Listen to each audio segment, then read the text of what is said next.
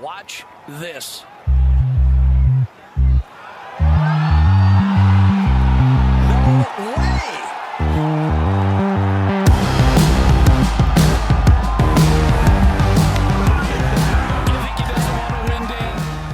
Hello and welcome back to the Cookie Jar Golf Podcast. I am Tom Mills and today I'm joined by Sam Williams. Greetings.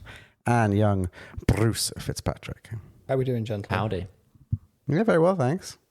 Nice to be in the office doing a pod for a change, Live, rather than yeah. staring at sort of like portrait size. I say live, Pictures they're all on live, Zoom. aren't they? But I know what you mean. Why do we keep Not over coming Zoom. back to this podding live thing? Like, Yeah, if we're, no, it was a if you're misspeak. It was a podding, misspeak. Anyway, let's not get into the podding live. Let's not get into the minutiae straight off the bat. I like to because pod we've live. got a packed schedule to get through today, haven't we, Mills? Yeah, we missed a week, so we're a little bit behind. We've got loads to talk about. Absolutely, tons of A few pod of our fodder. listeners are asking for explanations on the sort of regularity of the Yeah, podcast. Sam doesn't like podding, so we need to get around that. Yeah. So We that's just good. had a very hectic schedule. It'll be every week throughout lockdown and post-lockdown from here on out. Yeah, there was a bit of a discrepancy, really, wasn't there? Because we're like, in lockdown, we would do 2 a week, and then it kind of, as we can play more golf, we do less We're talking. doing less talking, Yeah. just working on a game. So what's on the itinerary then, Bruce? So I think we're going to kick off with a couple of bits of controversy. From last week, Shen Feng's refusal to play the third and fourth place playoff, I think merits a little bit of discussion. We've also got the Brooksy, Bryson DeChambeau, Koepka debacle, which I definitely think is worth diving into. Heating up Hey over everyone, this. it's Brooksy. And then after that, we'll launch into the events, the shocking events, the surprising events at Muirfield Village and the Memorial. And then we'll round things off with a discussion of the US Open at Olympic, the women's US Open at Olympic, followed by a little tip of the cap to the Porsche European Open, which concluded today, didn't it, on a Monday? Shit, The way bed you is introduced packed, that isn't it? pod, Bruce, is like the way a fancy restaurant introduces a meal to you.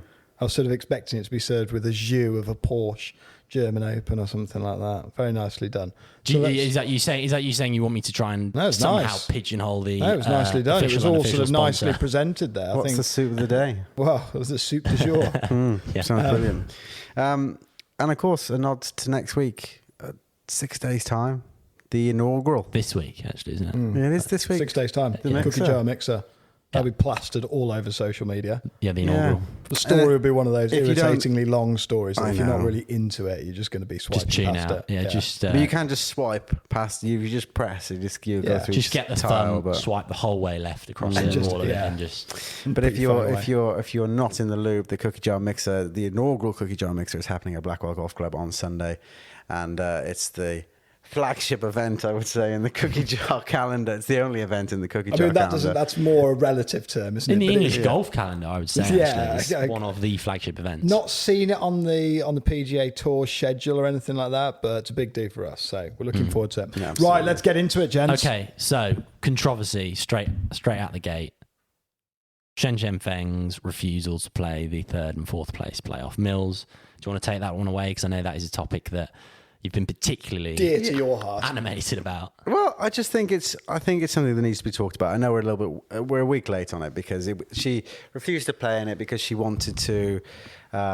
She obviously wasn't going to win it because she wasn't in the final match, and she wanted to go and prep for the US Open. So that's what I think is interesting, and the thing that I want to talk about is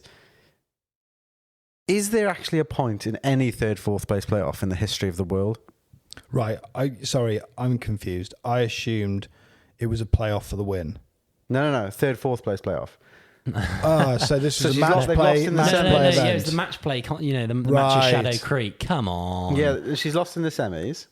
I mean, Right. the attention I'm spending on watching women's golf is showing here. Right. Yeah, So it's a terribly elitist man over here okay. who's So just, it's got you. She doesn't refuse to play in a final. Right. Okay. Yeah. So she lost in the semis. Obviously, for TV, they want the final. They and want the to have third, fourth- twice the amount of Yeah. matches. Just watching one match on a final day isn't incredibly interesting and hard to actually show on TV. So they obviously want the third, fourth place playoff. But Shang Feng was like, nah, got it. not Okay, for me. I've got I'll it. just She just conceded concede. it. Yeah, she I'll just just conceded it. concede I've got because I want to just head up to Olympic and get ready for the US Open, and I can't be bothered. So there's two things for me here. One, there's absolutely no point in a third and fourth place playoff, Agreed. in my opinion. So I think we can all agree on that. However, broadcasters and sponsors and people who stage these events have got certain commitments to uphold. And I would also say that there is so much rhetoric out there, driven largely by a lot of the women golfers out there who want to see more people engaged and enjoying watching women's golf, because I think we'll talk about the Olympics soon. I thought that was a fabulous event and it was good to watch. And yet it's just an absolutely shocking indictment of women's golf when the person can't be asked to turn up for the third, fourth place playoff. Okay, yeah, but that's again. I just think that's really poor form. When It's not like because she's a woman she couldn't be asked. No. Hang on, you're misinterpreting it though. There must be some consensus among the players at that level where they want to see more people, more broadcasting, more people enjoying watching their events. So when one person just turns around and then says, right, third, fourth place playoff, not doing this, I'm just going to dial in on something else. It's a terribly short-sighted view of the world, I think. Okay, but... Is that wide of the mark? Well, okay, I would urge you to reconsider, because I think it's mainly a scheduling problem, isn't it? I mean, it's up in Las Vegas at Shadow Creek, notoriously arid, kind of sort of difficult conditions to play in. It's lush as hell, to be fair. Yeah, Shen Feng, to be fair, she's played a total of 112 holes over 5 days, which was more than anyone else in the tournament. On Saturday alone, she played 41 holes. And, it's the Bank of Hope LPGA kind of match play event. It's scheduled right before the flagship event, which even more sort of broadcasting kind of circus manipulation or whatever has gone. And I'm saying that, as a positive, the way they've run the ladies US Open, I think was very, very good. But that's something we'll get onto later in the pod. And she's literally just said to Arya Jitanagarn, like, I'm shattered. I want to go and get ready for next week. Yeah, it's piss poor. It's piss poor.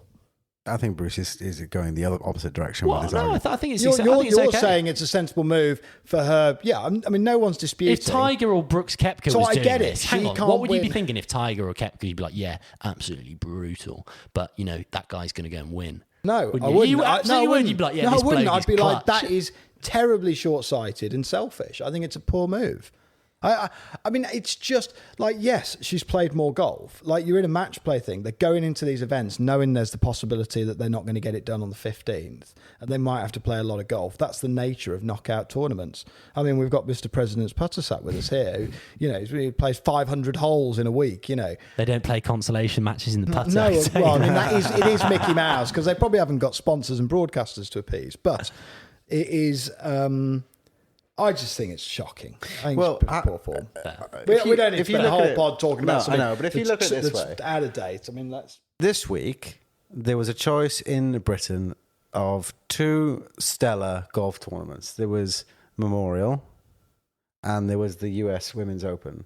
I'm not sure I'd say the Memorial was stellar. I think it was good. But anyway, Sky Sports Golf played the men's tournament, and you had to go find Sky Sports Mix, which I only found out existed like a week ago. Good channel, actually, to watch the US Women's Open.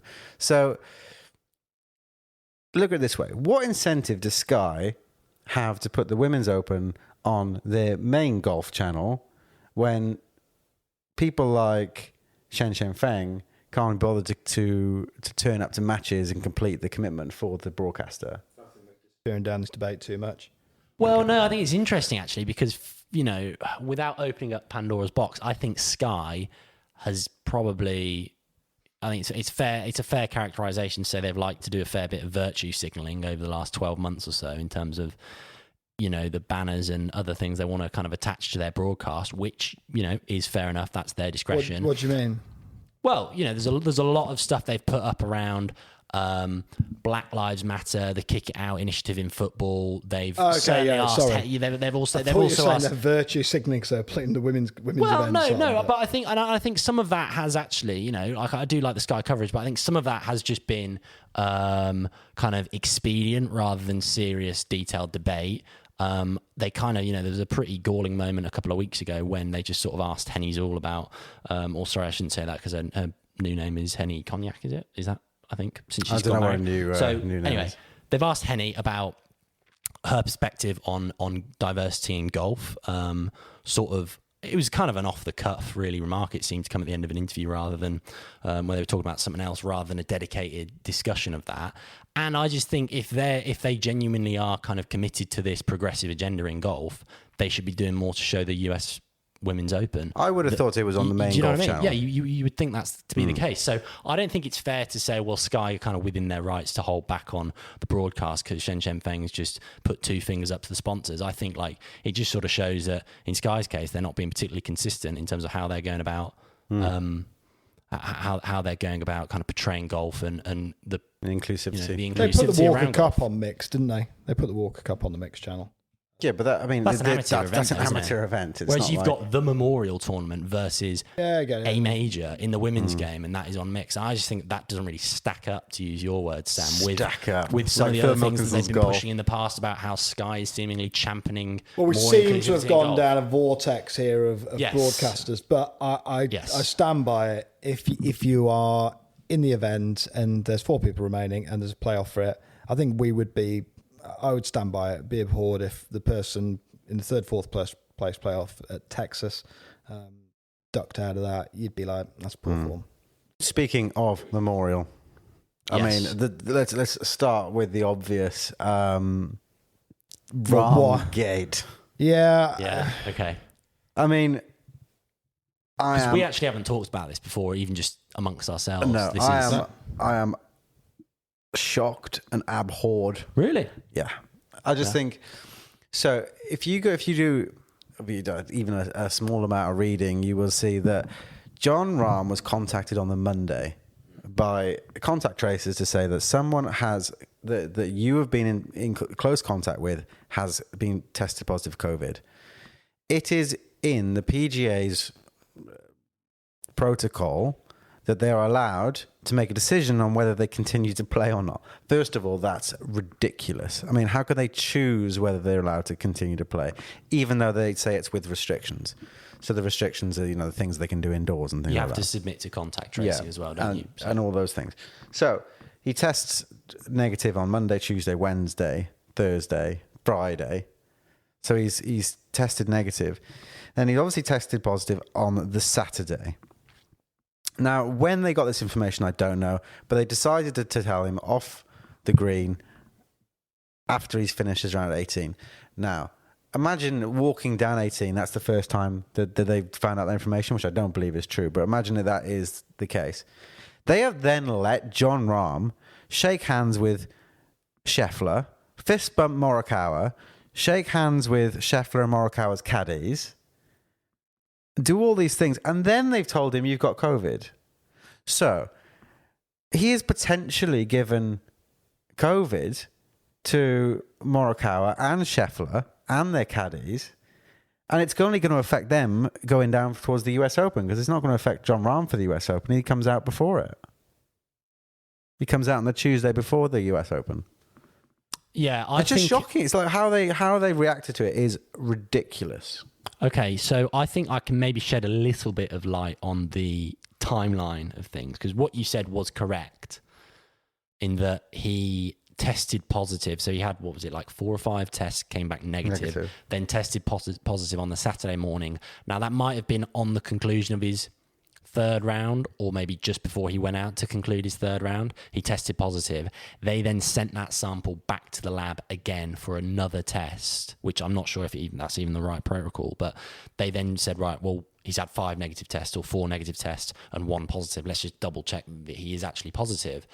And I think that came in 2.5 hours later. So I don't think they could have prevented him from playing that round entirely. But I agree with you in that, yeah, the sort of shaking hands with Scheffler and Cantley, and maybe if they could have telling him earlier in that 3rd round why would let him have finish been. why let him finish the hole? Yeah, it's tricky, isn't it? The whole thing's smacked of a bit of a stunt, a bit of a PR sort of exercise, I thought. I didn't watch all of Memorial this weekend, the bits I've watched. The whole way that was handled just felt like this is an opportunity for us to show the world we're pretty serious on how we're policing and managing it, which I think would carry some weight if there weren't the thickest end of 50,000 spectators around the greens everywhere. But it was... Didn't seem consistent. There's no way. No, there's no way that was the yeah. right way to handle it, irrespective, unless someone would just happen to be standing by Rahm on the 18th green when it came off and said, "Oh crikey, look at what's just come across my desk," which obviously never happened.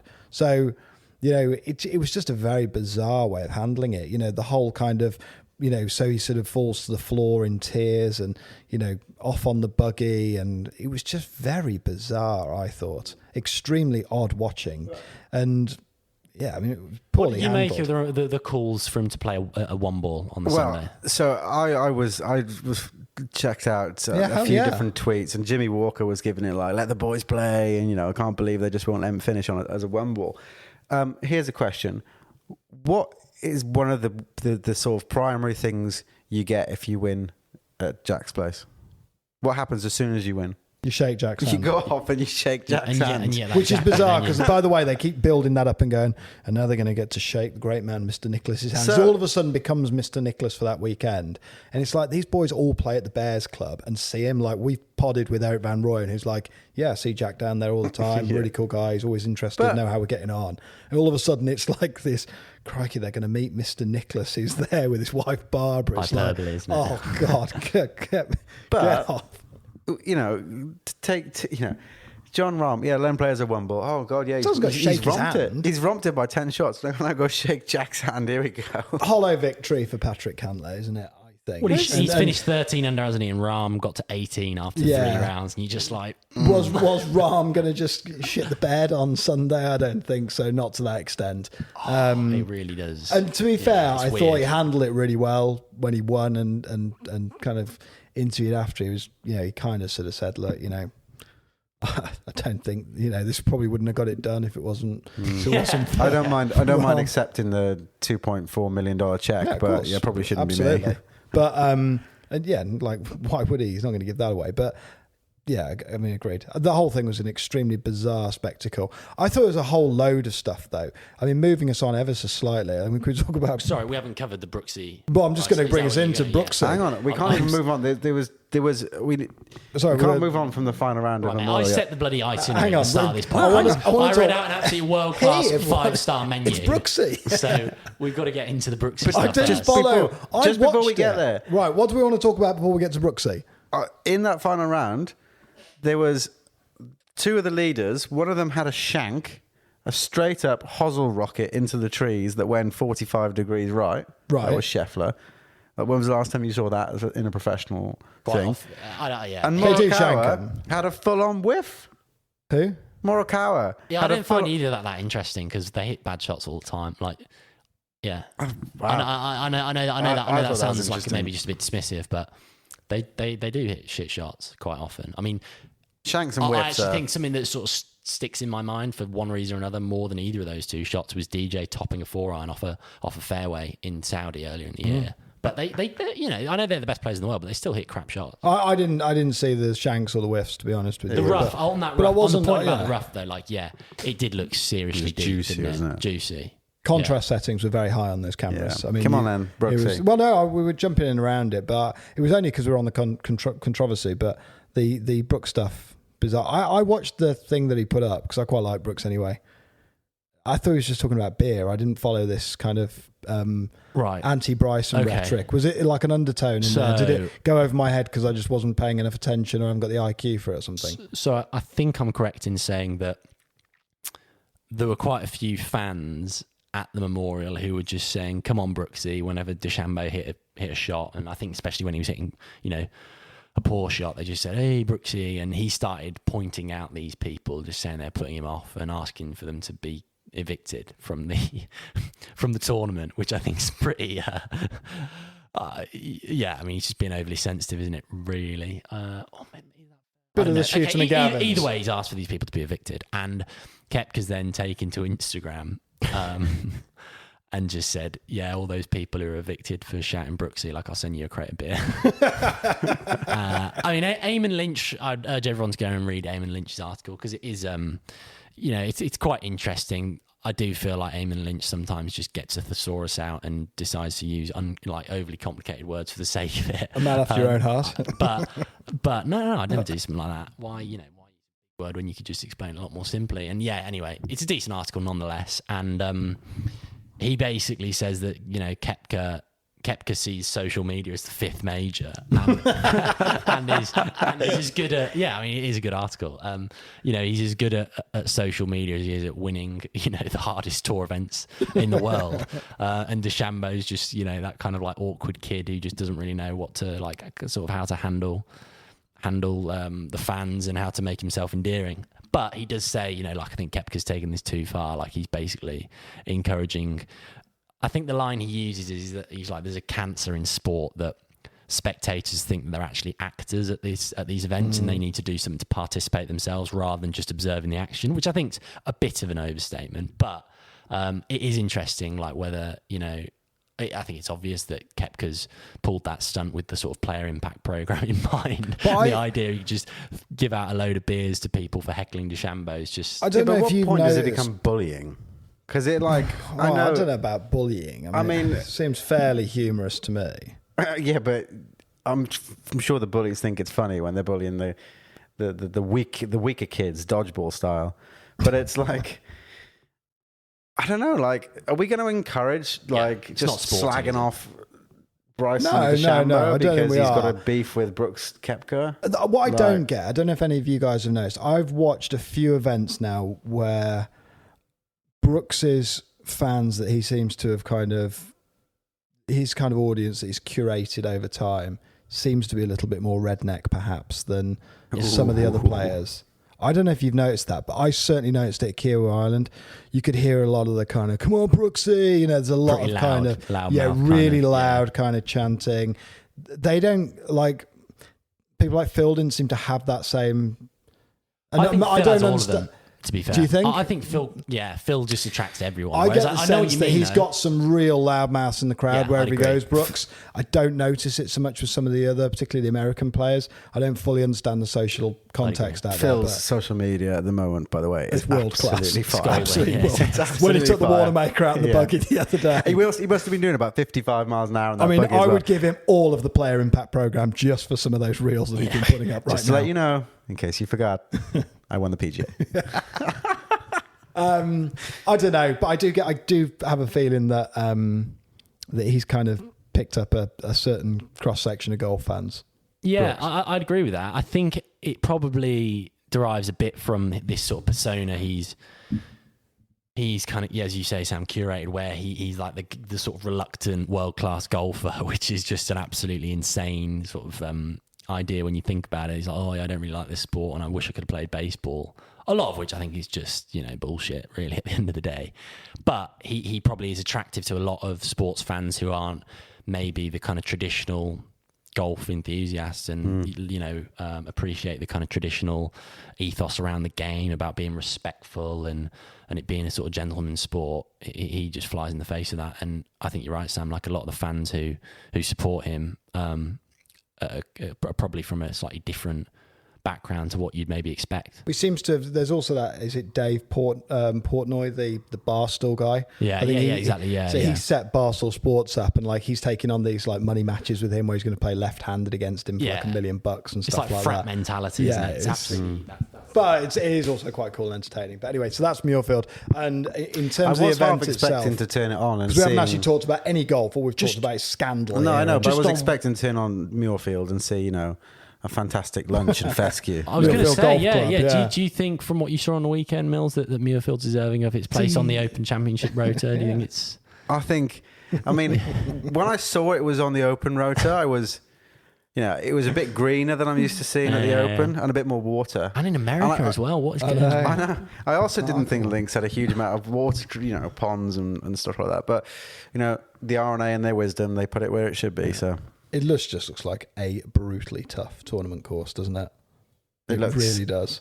Isn't the plan to try and get a major there? That's basically what Nicholas was saying. He's like, I think he wants to get a US Open or a PGA there, hopefully, Sure, it could in the next be. few years. But it's just, yeah, it's kind of weird, isn't it? In that it's a flagship event of the PGA Tour at the same course, and just, Yeah, I mean they've made some changes to it, but it's like the sort of thick, heavy. Do you rough feel around like the Jack greens. Nicklaus stuff is sort of laid on a little thick? Am I the only one that thinks that, or The Mr. Nicholas stuff. this and- Mr. Nicholas and the grey jacket and sort of like they keep cutting to the camera and all of a sudden it just sort of puts him up on a pedestal. He's a fairly kind of accessible guy in the game. You know, he'll talk to commentators. He doesn't have that sort of, you know, mysterious presence, I don't think. You know, he's fairly accessible out there.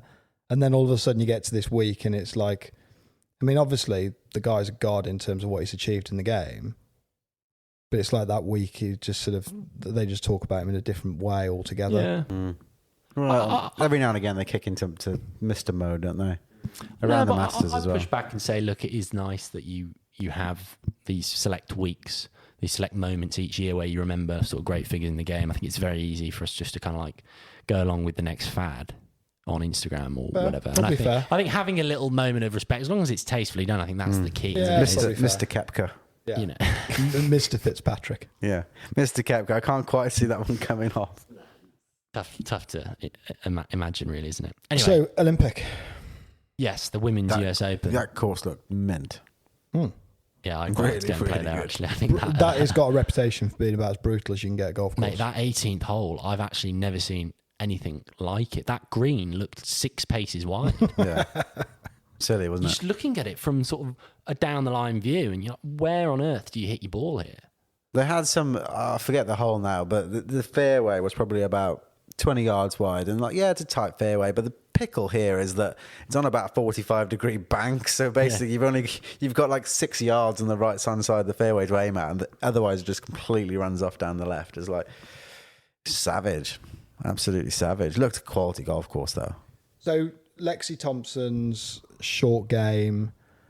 Putting. Masterclass. How you can play top flight golf with that sort of short game was beyond me. Like, it gave me the heebie-jeebies on some of those chips when they cut to them, when they played through a round. And, I mean, it's an absolute stripe show when she hits it, isn't it? You can see where the strong part of the game's kicking in there. Yeah, she absolutely rips it, doesn't she? I mean, like, some of the drives she hits are, extraordinary and huge advantage at that level to hit the ball that far. But I think Brandel Chambly said on the telecast after, he's like, yeah, when she knocked it to 6 feet for eagle on the first and then put that putting stroke on it, I knew she was going to lose the tournament. Because, really? Yeah, and he makes a decent point. He's like, look, he is quite analytical. I think sometimes he overdoes it, but in this case, I think he's pretty spot on, where he's like, you look at the slow-mo of that putting stroke on the 6-footer she had for eagle, and she hits this ball about an inch out the toe. She's like, if you hit a putt an inch out the toe and you're a world-class golfer, that is just going to ruin your confidence, like, straight off the bat. Maybe you'll miss it by like a couple of mil here and here, but it's quite hard. The putting I think was it's hard poor. for They were us. coming up like a foot short, weren't they, from 10 foot and stuff. And it was decel. It was awful. It was just not. It was not nice watching. I think if one of us missed a putt, missed the middle of the putter face by an inch, You'd feed that. You'd feel that. You'd be like, "Oh, what's gone on there?" Like, I think that's my normal putting. Yeah, I mean, I'm used to getting them right out the heel or something. But on a 6-footer, bearing in mind, I don't strike putts that good, but yeah, I mean, quick greens. Professional golfer. And to be I fair, thought it was just quite an interesting remark. Some of those guys that play, particularly like Inby Park, like Christ, I mean, anything inside 20 feet, you might as well just give it to her. Yeah, like the quality of some of the short game, and it just stood out there, didn't it? I thought. Yeah, and it's a shame because I think. Yeah, a lot of people really wanted her to win, didn't they? Because she's sort of, a bit of a home favourite in the US.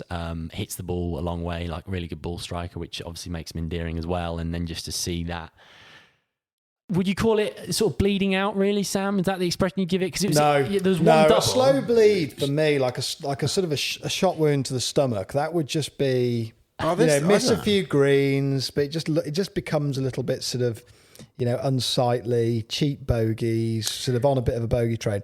These were dunges. They were. This was an implode, do you think? Oh yeah, this was. I don't know. I think so. There was like the fold overs going on. There five was over tosses. on the back nine of a major. It's not an implode. Well, 5 over on the back nine of the last round of a major. There was a double on 11. That's what I'm saying. And then bogey 14, bogey 17, bogey. What did McIlroy 18. shoot on the back nine? 2010 or whenever he blew it. Mate, he shot at the Masters in 2011. He shot 80 something. Yeah, but he shot a 5-6 over on the back nine, didn't he? Yeah, but he had doubles, and I think he probably had a triple on 10 as well, actually. So There's no question, it was a collapse. I mean, she could. To be fair though, Yuka Sasso had she was 4 over through 3 holes in the last round. and then just turned it on. Yeah. In like- some ways, that's what makes the golf, particularly the sort of elite women's level, a little bit more watchable, because there is, I think, a greater discrepancy in different parts of the game. And there is. Like, let's not get away from it. There's clearly greater level of inconsistency, and some of them hugely major on the short game and the putting. And you got people like Lexi Thompson who are miles ahead. Some of them are not hitting the ball monstrous distances. Well, some of them are 220-yard par 4. I'm in danger of coming off this pod looking like a chauvinist. It's not the intention. But what I'm saying is there's clearly there's a greater delta in different aspects of the game, and I think that makes it a little bit more watchable. Yeah, Because people can relate to it. Like, fundamentally, I can relate to watching that a lot more than I can relate to watching Cantlay around there. It's, it is golf by numbers watching that Memorial stuff. These guys have just got it on a rope regardless. Well, do you not think there's just there just seems to be in the women's game a wider pool of good players? Like, there seems to be more players that can win each week than say you'd pick maybe 20 or 15 guys that could win any given day on a PGA, but there just seems to be more in the women's game, I think, but maybe I'm wrong. No, I think that's a fair point. I'd also say in the women's game, there's probably a greater indication of just some young talent as well, and kind of, I don't want to say people coming out of nowhere, but just like really, really young stars. So, Yuka Sasso's, what's she, 19? They do seem to perform incredibly well at young age, don't they? Yeah, the amateur. Well, I really hope I don't butcher this name, but the 17-year-old, was it Mega Ann? 17-year-old amateur talking about doing maths homework on the weekend. And she's there in the final group of a major. I think there's definitely something to your point there, Mills, about it being a greater sort of spread of talent in the women's game, and also just some younger players coming through. I think there's something to do with Sam's point as well about discrepancy, because they pushed the seventh forward on Saturday to 229 yards. And that's a par 4. That's a par 4. Now, there are clearly women in the game that can bomb it out there, like Annie Van Dam or Lexi, But to think that to put in 229 yards to make it was uphill, but to make a drivable par 4, I mean, clearly there are some women that can't get the ball out there, and that's the distances they need to do to make it kind of even and stuff. Yeah, so there does seem to be a wider and the scoring is wild, isn't it? I mean, Mel Reid was absolutely on fire day one. Finished up here T46 plus 12. These are huge kind of like peaks and troughs in form, and I think that is why, back to the point, it's more relatable. Do you know what else there's more of in women's golf? More mashed potato, more ball markers on the peak of their visors. I have no idea what that is all about. Some of them have got about 4 of them on. Do you see? Oh, you don't. They've still got pockets. But they've all got literally like 5 or 6 of them. Like, I've never needed more than one at once. Did you not spot this? Like they were like multiple different ball clips on their visors that we're going for. Remarkable stuff. I like it. Yeah, I'm going to keep an eye on it. I'm not a hat man, but I think if I was a cat man, I'd like the ease of just... Yeah. See, that's funny. You've just reminded me of something that I used to do when I was a junior, and I've not done it for years now. Do you years have a hat now. ball marker? But it is so much better than having it in your pocket, isn't it? Because Is it? I'll tell you what, I think so. If you're wearing a hat, because then it's like you always know it's just bang straight in I'll there. get You you don't one have for to your look birthday. Oh, your birthday's just been. We'll have to wait. We'll have to wait for a bit. Not a fan of ball markers on gloves, though. Shouldn't exist. Bit choppy. Bit choppy. It's kind of choppy. It's kind of not quite at the level of having a black glove, but it's approaching. If you get the correct amount of John Rahm bow in the wrist, it'll pop off in that magnet. Yeah. Well, there we go. But I notwithstanding, tour. it was a highly enjoyable weekend's golf. We've got a little event going on this weekend, I think, haven't we? Palmetto Championship at Congaree, which is a pretty exciting golf course. I don't know huge amounts about it, but then I think it's... We're not talking about the Porsche. Oh, we can talk about the Porsche as well. Yeah, of course. I tuned that on. I was like, what the hell is Casey out playing European Tour? And then you've just nailed it before we started podding. Yeah. He's sponsored by Porsche. He wasn't. A courtesy that Matt Wallace would learn well to make good on when the British Masters is held there. Casey sponsored by Porsche and Colgate. Yeah, Colgate. And, Bern Wiesberger was over there as well. And Bern Cheeseburger? He won. Did he win last week or the week before? So, but he's Last obviously week, yeah. I'm getting knocking on the door of top 50 in the world. He'll make imagine. the European Ryder Cup team. Yeah, so it was interesting to see, some kind of star-studded players out there playing in the Porsche European Open. Given that the Memorial's such a big flagship event, and now we've got a big, lead up really to the US Open at Torrey Pines. But Marcus Armitage that's another brilliant story, isn't it? I mean, that guy just shoots from the hip with his interviews. It's so refreshing, his honesty. But for him to win was pretty cool to see, I thought. Cool. Well, we're going to, you mentioned the Ryder Cup as well. We're going to follow up. We're not far from being 100 days out from the Ryder Cup as well. Are we just going to skim past my handicap cut? I didn't think it was going to make I didn't think it was making waves in America and Australia. No. Do you want to talk about it? I don't think we should. I don't think we should. No, you mentioned it now, so people are going to be curious. So cut to you're 6. down to 6. Cut to 6. And what we off there we before? go. Let's move on. That's what I wanted What to we say. off for? 7? Good round on the weekend, wasn't it? I played okay. First medal of the year. Yeah, it was. Yeah, I think it was the first competition we've had. First time Since mid-card in October. hand. Yeah. So well done to you, Tom. Down to 5 point. No, 6.0.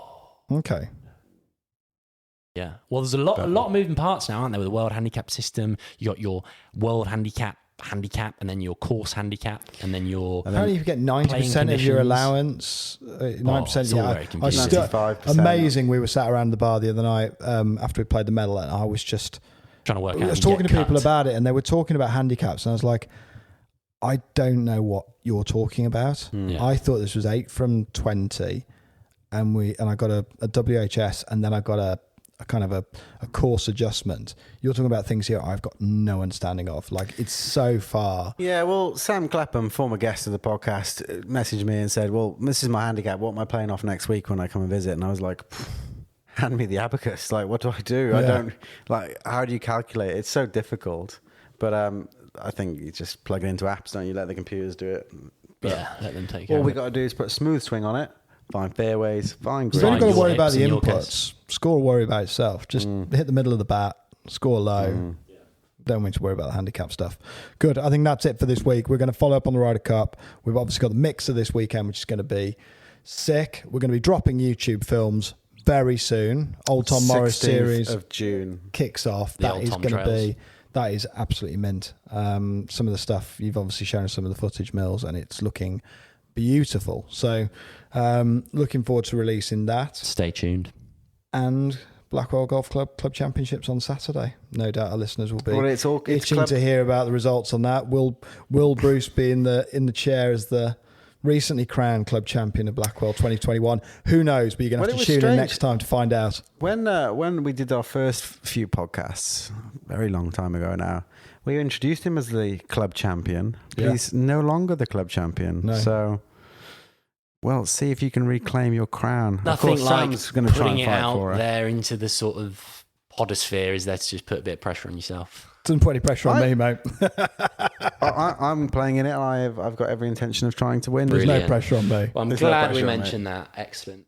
Right. Enough about our own golf. We'll see you next time. Keep your ears peeled. Adios. Watch this.